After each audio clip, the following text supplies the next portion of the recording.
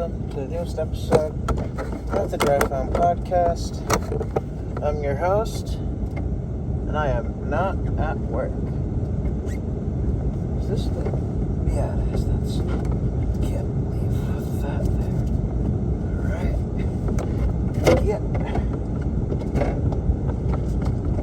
There we go. Nope, that's even worse.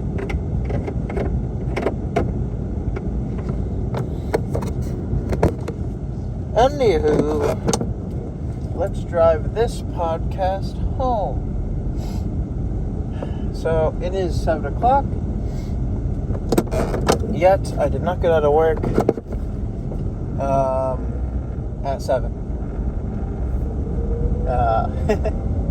It is 7 p.m., of course. And tonight... my mother, so for a while, my mother's been having car problems. Truck problems. Anyway, her truck's in the shop, and since my grandmother had problems, she's unable to drive herself. My grandfather's still alive, so he'll take her around if she needs to go places. But I think she's staying at home for the time being. But she does have her own car, so my mother and I drove my mother up so she could borrow my grandmother's car for a while. Well, at least, hopefully until next week.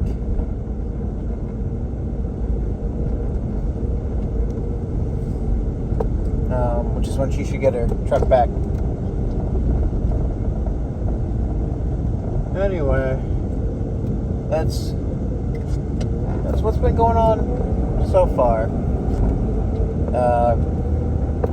So we ended up staying and talking to my grandmother for a while.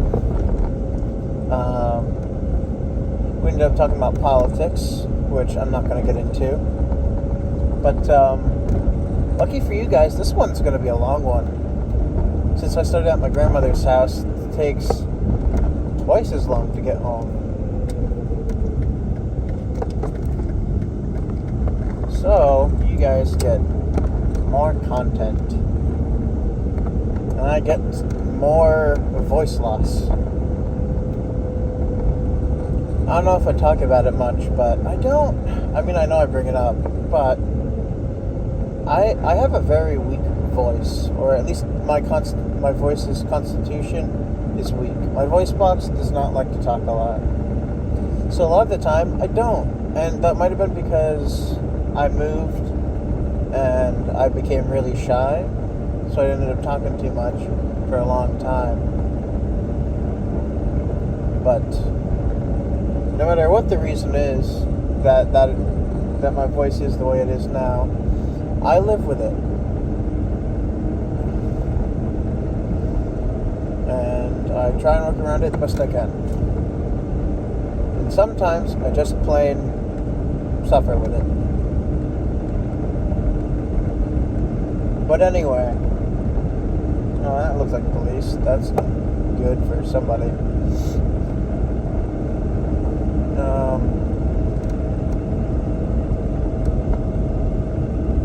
It's a bit cold tonight.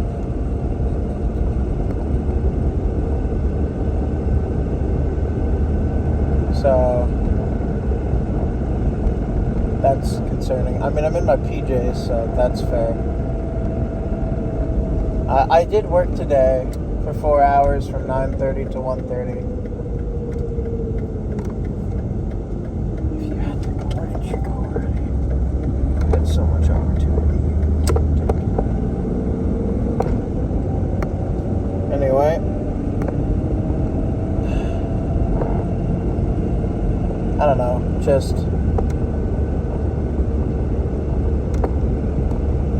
driving home. But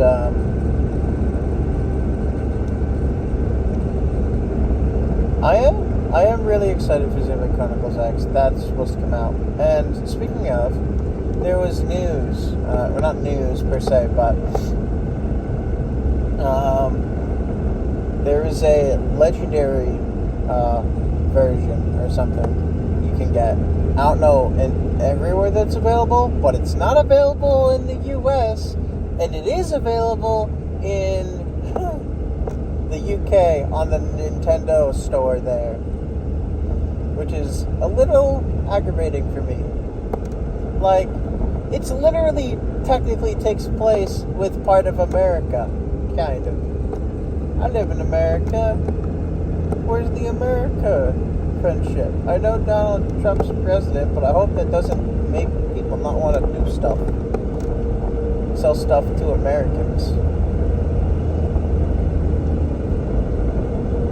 Like, I hope that's not the problem.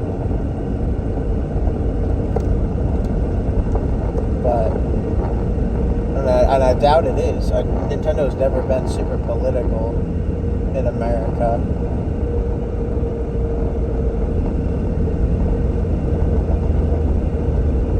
But you never know.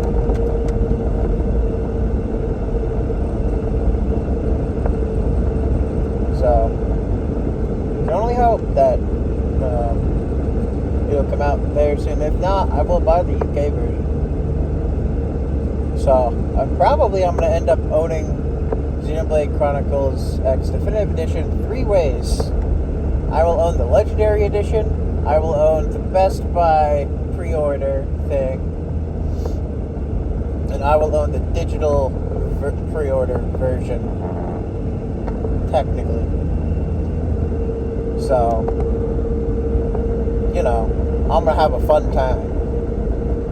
I forget what exactly comes with it, but I know if you pre-order the Legendary version soon enough, you can get some keychains or something. They seem really cool, and I really want them. As well as some other things that look really cool, and I'm super excited for.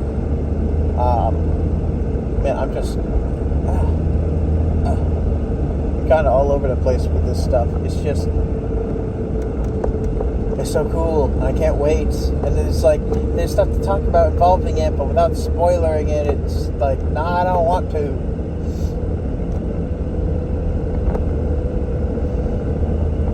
It's so good, I can't wait. Also, I'm cold, so I'm a little more stuttery, I think, than usual. I'm trying to balance it out by forcing myself to talk normal. And, you know, I'm not super stuttery all of the time, but it does happen from time to time. So, hope you can bear with me with my minor stutters. But, honestly, I am really excited for that. In other news, my Fortnite obsession has only grown.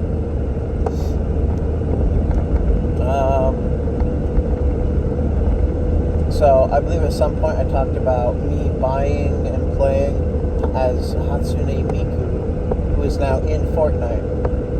But also, with that, I've recently gotten back into Fortnite's original game mode, Save the World. Big shocker. I bet a lot of you forgot that it existed, didn't you? Well, do I have words for you? It is fun, okay? It might not be fun for everyone, and it might not be free like the rest of Fortnite's game modes. But it is gosh darn fun.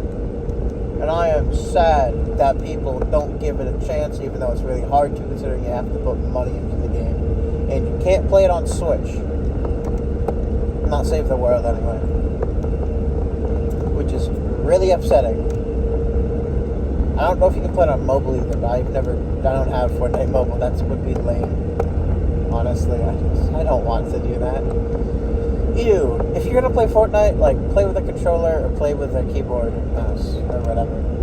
But do not play with a phone. And if you can help it, don't play with a Switch unless it's docked and you have like a Pro controller. Just because that stuff is not great. Like I like the Switch, but like, it cannot. And like also just generally, it doesn't let you do a lot of the other stuff. We have to download it separately or something.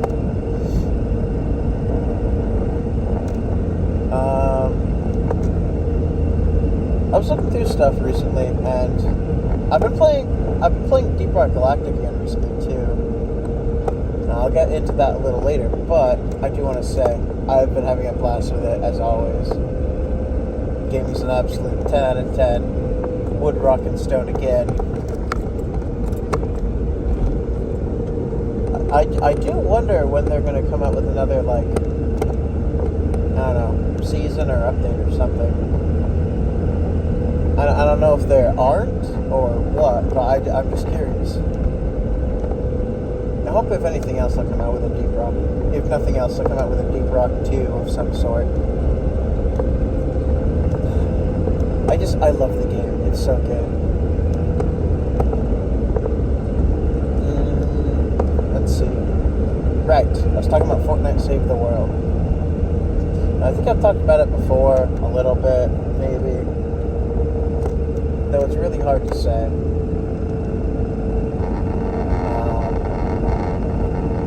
So, Fortnite Save the World is a story campaign with timed events, of course, or LTMs, I guess, specifically.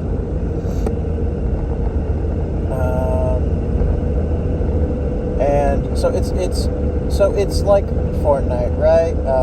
And so every once in a while they do update the movement, though the movement and most of the stuff is always slightly behind. So right now with the movement, which isn't too important because they give you decent amounts of movement or just like extra ways to get around, like the more you play. But the movement, or like we have mantling and stuff. Sadly, however, we do not have the new stuff from, like, I think this season is what added it. Like the wall hops, the wall climbing, whatever. That's the rolling. None of that. Which is sad. But finally, they fixed the emotes.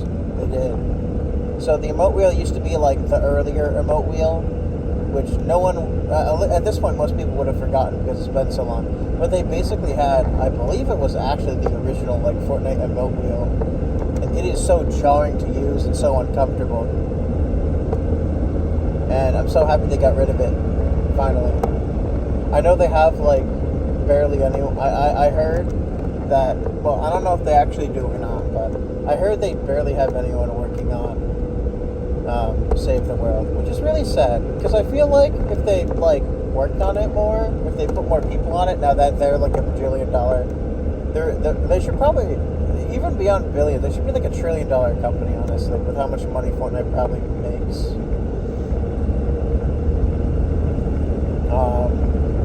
But yeah, no, like, I feel like they should be able to, like, revamp it. Like, the terrain is super old, and it's all, like, block. It's all, like, block layer, I guess, if that makes sense. Like, there's no, and there's no swimming either. But to be fair, there's also no deep water. The deepest water just makes it so you can't jump or sprint, and just being in water makes it so you can't sprint. So, you know, well, that's not fun. It's manageable since you can always build over it. I don't know if the cap has always been this, but you can, like, upgrade the cap on your resources. I don't know. You defend, like, a base from the storm, and there are, like, the zombies that show up every once in a while for, like, Fort Nightmares or whatever. It's kind of like those guys, but, like, it's pretty much exactly those guys. But then they add some advanced ones in too, which are pretty interesting.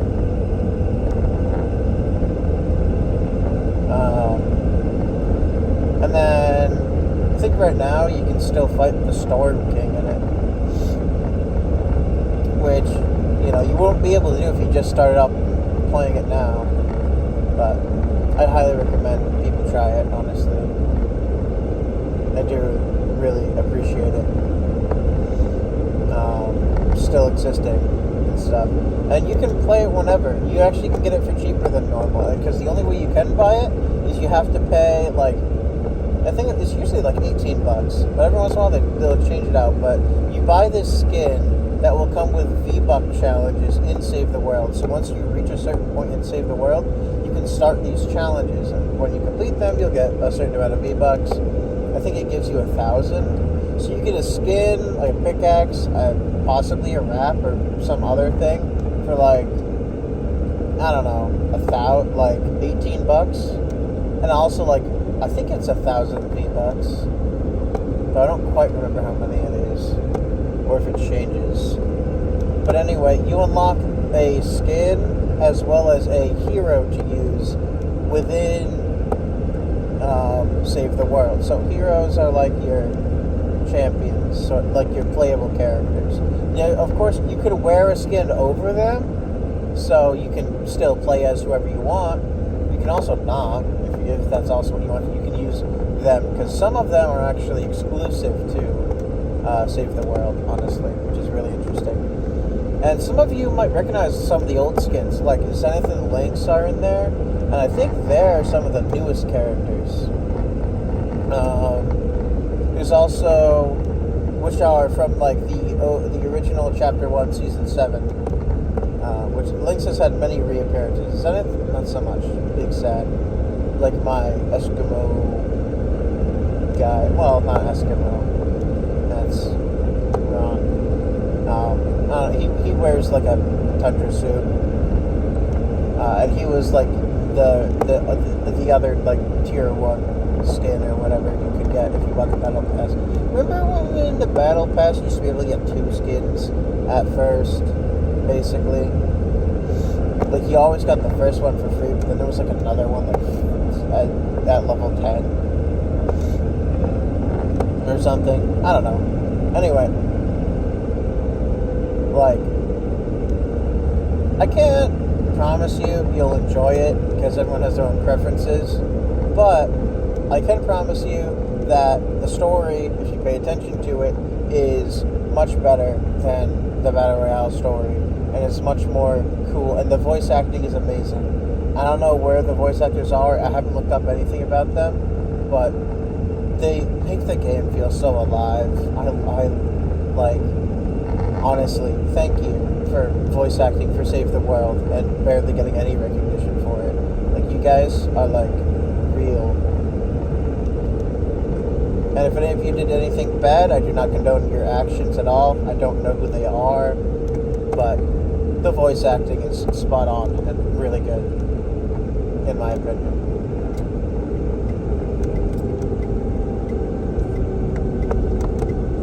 But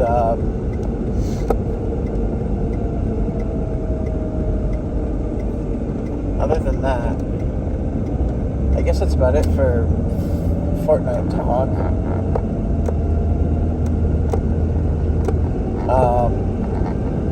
So, back to Deep Rock Galactic. I mentioned it before, but Deep Rock Galactic is this amazing game. It really takes procedural generation to the next level, I think. And also destructible environments, because like 90% of stuff is destructible, and it's like technically 100% of it is. Like, if you really go out that far and have enough resources or time, you can like just leave the map, basically. But basically, you're 4 dwarves, or well, you're 1 dwarf, and you can party up with a total of 4. And you need to, and so it's also a bit of space and high-tech stuff.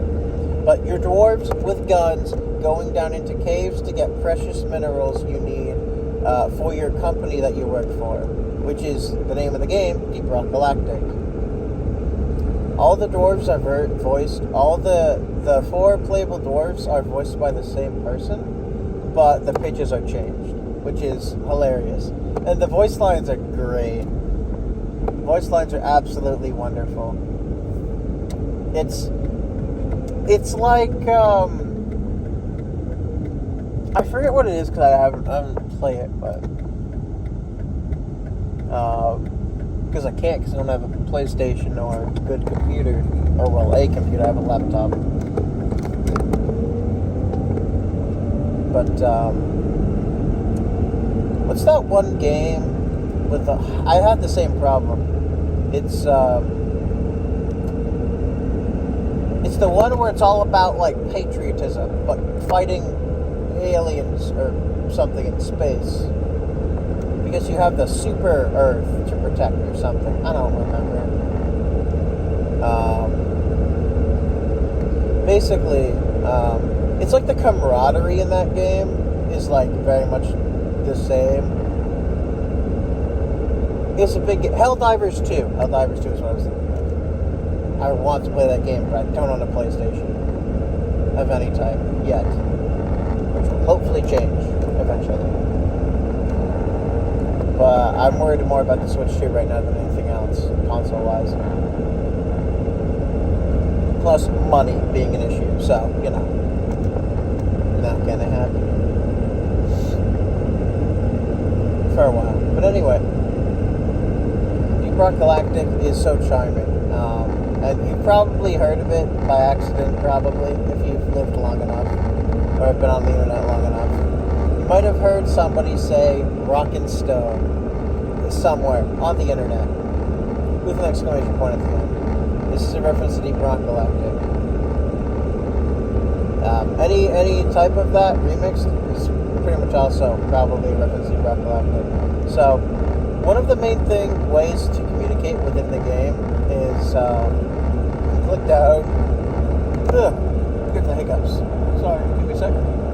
Just gotta subtly choke my vocal box connector thing from the inside, and it makes the hiccups go away. There have been many ways to make hiccups go away, but they never keep working. They never stay working, which is sad. But anyway, so clicking down on the right stick on consoles, and I have no idea what they do on the computer, will cause you to raise your pickaxe, because yes, you all have pickaxes, and you will say this or a variation of this, depending on the amount of, well, depending on random factors, but you will say rock and stone. This is somewhat of a slogan among the dwarves in the community of the game. It is ultimately the most iconic catchphrase of the game, and will forever be remembered in history, probably, just for Deep Rock Galactic. Just the referencing it. But and you can remix it, and sometimes they change the way it is said to something else, or they change the words slightly. I think one time when you do that, one of the dialogue options, which is kind of funny, is I believe it's technically rocking is more illegal than stoning or something, which is true, but you never would have thought about it if that wasn't said. It's a very interesting bit of dialogue, honestly. But, they'll always say some variation of that, and it's always charming and nice. You can also ping stuff, and so a big thing to do is certain interactions with things will cause a fifth character to talk. So this fifth character is, what do you call him? This fifth character is not playable. He is the guy who tells you how to do your jobs, your mission commander, basically.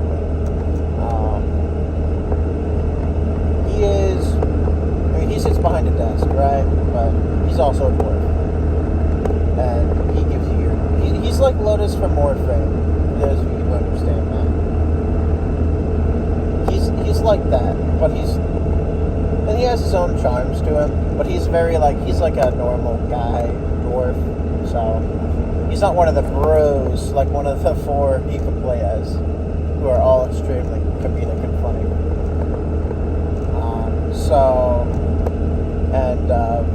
It's a mission-based game, but it's precision. It's actually kind of very similar to Warfare in that sense, just in a general sense. But it's also very different and very much enjoyable. Most people in the community are fairly good. There are, as with every game, super toxic people.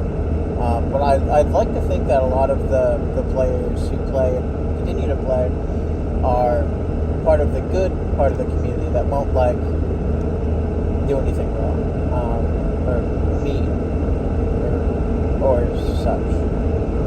A lot of the community is very uplifting, in my opinion. People will. So if you go into missions on public or whatever, people will join and contribute, and there's normally no problem with that. But honestly, the community is so great. The player base is so great, community-wise.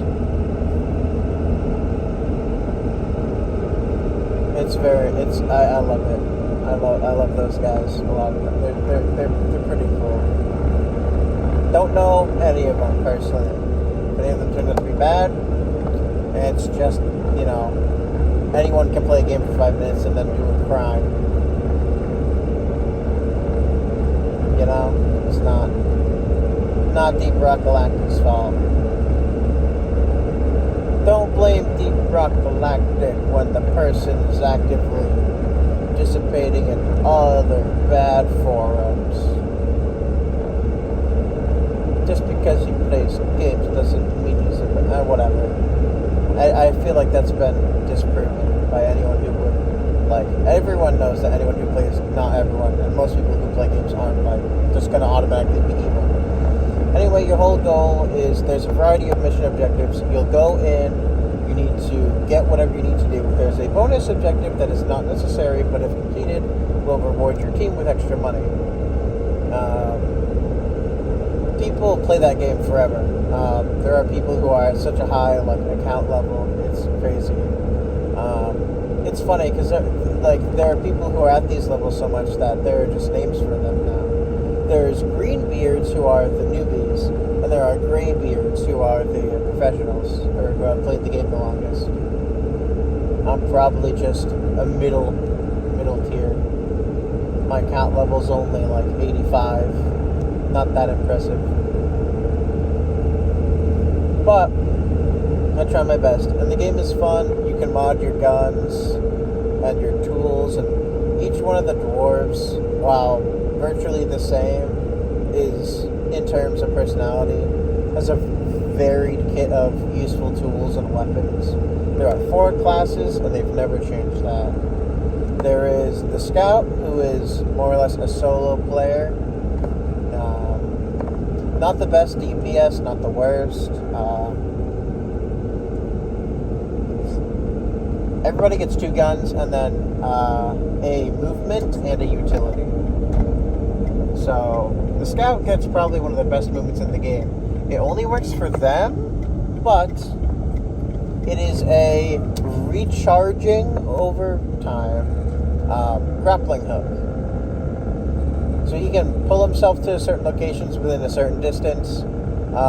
You can make it be able to reach farther, pull you faster, whatever. Recharge faster, which doesn't seem all that important depending on stuff. But there's a whole bunch of stuff you can do. And then his utility is big flares. So caves are obviously dark. So every dwarf is equipped with a rechargeable flare, and the size and amount of light they generate and the length of light they generate for depends on the class. So there are 4 classes again. So there's the Scout and the Engineer, who have medium flares, and then there's the Gunner and Driller, who use large flares. Large flares last longer, but you can't hold as many. They recharge over time, of course, but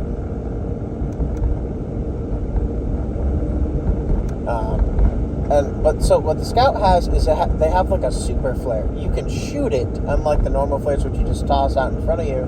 and it will light up, and it will stick to whatever place, whatever thing it hits. And it will light up the area very well for a decent amount of time. This is useful because a lot of caves, so caves sort of have two area types. They have paths and they have like cave areas.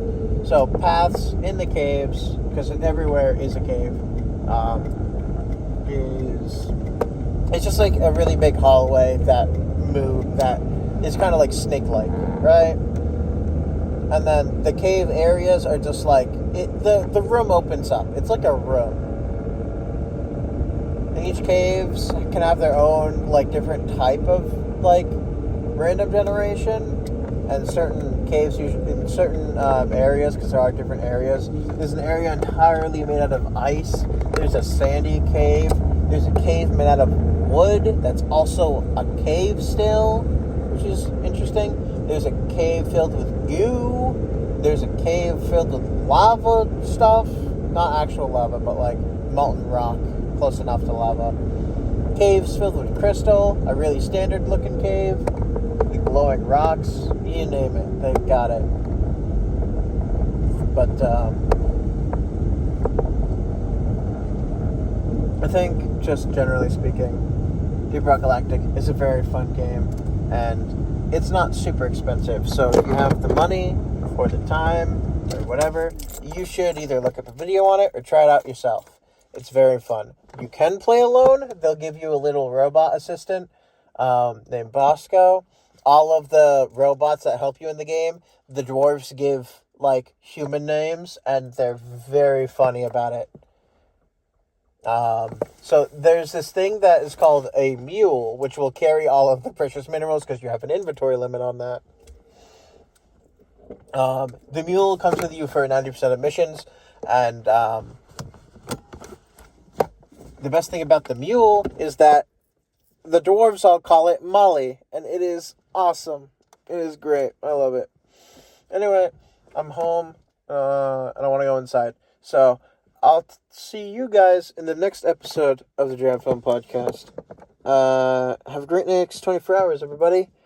Goodbye.